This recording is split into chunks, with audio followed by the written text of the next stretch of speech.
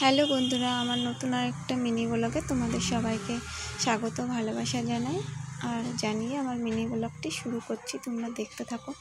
সকালবেলা ঘুম থেকে উঠে স্নান করে রান্না করতে বসেছি।